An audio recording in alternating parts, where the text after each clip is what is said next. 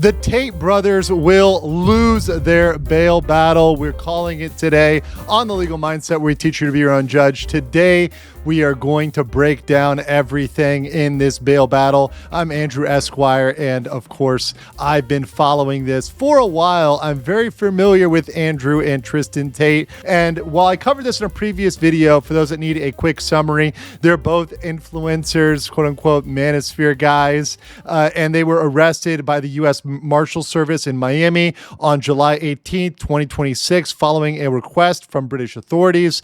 They face potential extradition to the UK on 59 total criminal charges. So there are a lot of charges levied against Andrew and Tristan Tate. And on my previous video, I covered the basics of extradition. So if you guys haven't had a chance to check that out, head back over, check out my last video on the Tates, and you'll get up to speed on the basics of extradition.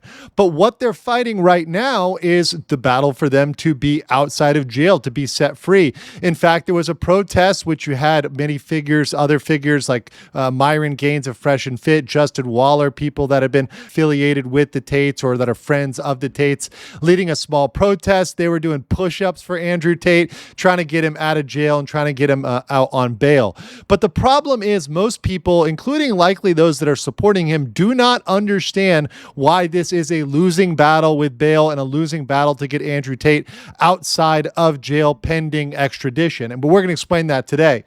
So first of all, unlike in regular criminal proceedings, there's a strong presumption against bail for extradition. So unlike normal criminal charges, if you're arrested in Florida, New York, etc., different legal standards apply. In fact, another fun fact is that some things that are hearsay evidence are indeed admissible in extradition cases. They can look past that and consider hearsay. These are kind of fun facts about extradition that is much different than a normal court process because it functions under treaty law by act of treaty between the US and the UK. So it's a different set of rules and a different playbook than your normal criminal handbook. So you can't analyze it the same way. So the Tates actually have to prove to get out on bail. They have to prove, number one, and this is the huge one for them, that they are neither a flight risk nor a danger to the community. So let's pretend that they can say that they're not a danger to the community, which of course the UK government is going to argue. They're going to say they're a danger, that they might go into their network, it might threaten people or might exploit people, etc. But let's say, put that aside. They've got to prove they're not a flight risk, meaning there's no risk of them trying to run away.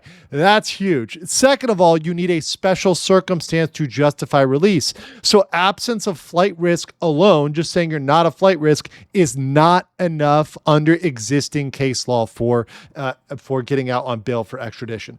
So let's look at flight risk. These are all the factors that they look through in order to assess whether somebody is a flight risk, and there's quite a few. First of all, the incentive to flee. How big are the crimes? In this one, the crimes are pretty severe. Financial means and resources. Do they have money? Do they have bling? Do they have the ability to go to crypto? Do they have the ability to get themselves out of the US, right? That's big. Ties to foreign countries. Do they have foreign passports, property? Do they have places to go? Do they have networks abroad? Ties to the United States. How strong are their U.S. ties? Are they so strong that it seems like there's no reason for them to flee the U.S., or are they relatively weak ties to the U.S.? Their age, their personal characteristics, their history of evasion or non-appearance, and their ability to flee practically. And some of these are overlapping. You can see how, for example, the ability to flee practically, well, that ties in with financial means, right? If you've got no cash, then you really can't go anywhere. So let's look at the pro-Tate side, because I always try to balance these things fairly. And as you guys know, I try to make the best arguments, even if those arguments are going to be losing arguments. So Tate's lawyer has already made some of these arguments, but one thing that is true, and I can stand behind this fact, is it's not illegal or impermissible to carry multiple passports or IDs. And I'm someone who lives abroad. I know many people, expatriates, immigrants, workers that carry multiple IDs. Maybe they have a driver's license from one country, but they live in another. Maybe they've got a residence card. That's not necessarily illegal in and of itself. So that by itself is not a crime. You can't say that the Tates are criminals simply because they have multiple passports or IDs. However, compliance in the Romanian case, I think that is a thing that the Tates can say, hey, look, we're actually being compliant in the Romanian case. Look at us over here. We've been very good boys. If we need to go back, we'll go back. We're following orders there. So they're able to show some level of compliance with the law in general. And the last thing, saying they do have dual citizenship. And a lot of people forget about that. They have US and UK citizenship. So in terms of ties to the US, they've got the ultimate tie, which is their citizenship, saying, hey, we have rights as an American, and those rights can perhaps be above and beyond those that will be given by the British over there on their island. So they've got some arguments here, but there's a lot of anti-Tate arguments. So let's go to that. So one of the biggest things is the Tate's own statements. Why do I never get extradited? Here I am. I'm in Hong Kong. I'm going nowhere. Come get me. We all know your judicial system's corrupt. Everybody knows I affect elections. I'm in Hong Kong, and you know I'm here. So come get me. You're such a strong case. Extradite me. You know I'm here. I told you I was here, and I'm still here. Right. He's got this attitude of coming at him. And this is something that the British Embassy actually put in their filing document. You can see here the statements that they really keyed in on. I'll just run around the world. I'll be above the jurisdiction of any one place. Now, let me say, as an expat, that is a pipe dream. You are never, if you're running around the world, above the jurisdiction of one place.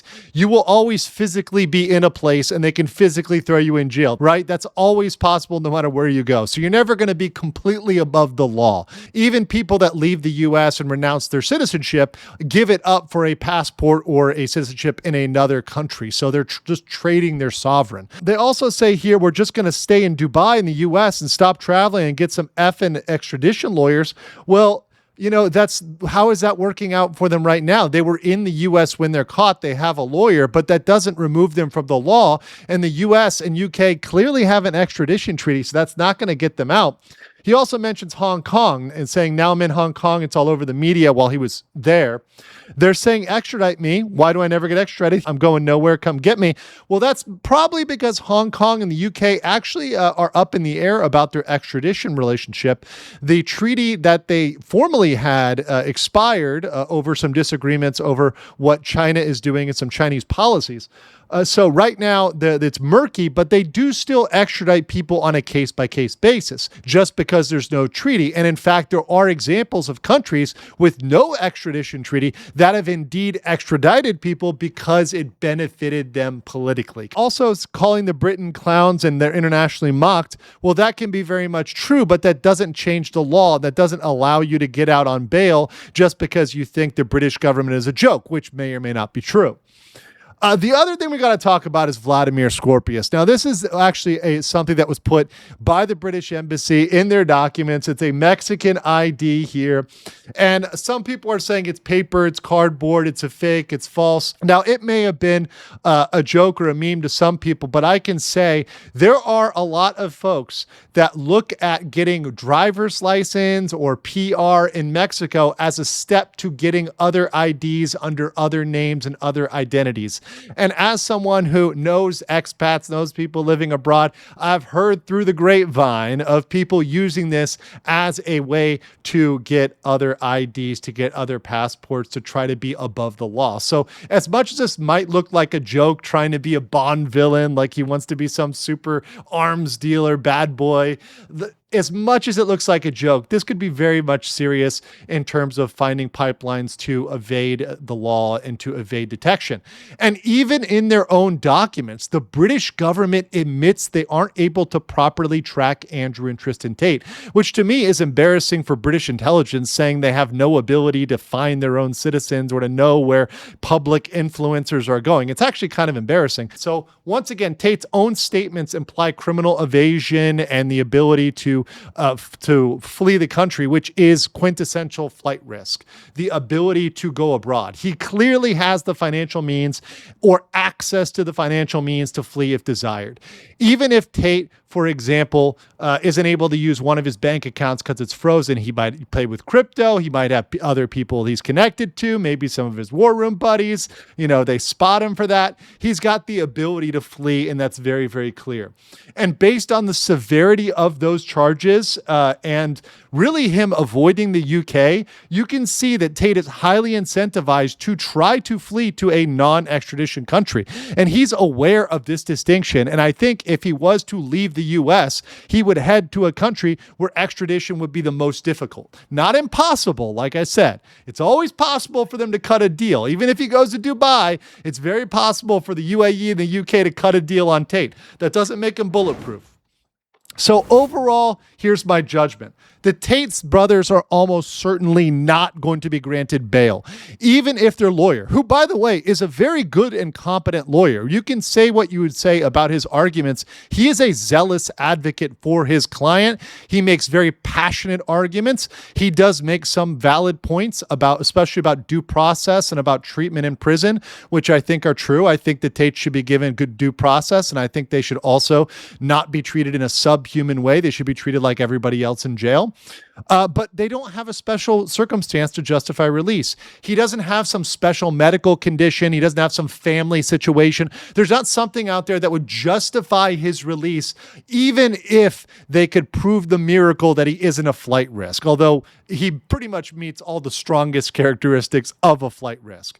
I think that Tate's defense and the people who want to defend Tate should focus their efforts on actually the substantive charges, the UK charges, and attacking those charges and looking at the substance of those charges. A lot of people will say, hey, these are things that have already been disproven. These are false. These are rumors. We'll go into the actual substance and look at that, because I think the defense is going to spend a lot more of its efforts wisely looking at that. But so far, everything in this case that I have looked at, reviewing what's coming out, it doesn't look good for the Tates. The evidence so far that we've seen, at least what's out there, doesn't look good for the Tates, with the presumption that the UK is going to be able to provide some backup for that. So it's not looking good for the Tates. Definitely don't think they're getting that bail. But I want to know what you guys think in the comments below. How do you feel about the Tate case? Let me know in the comments below, and I will catch you on the next one.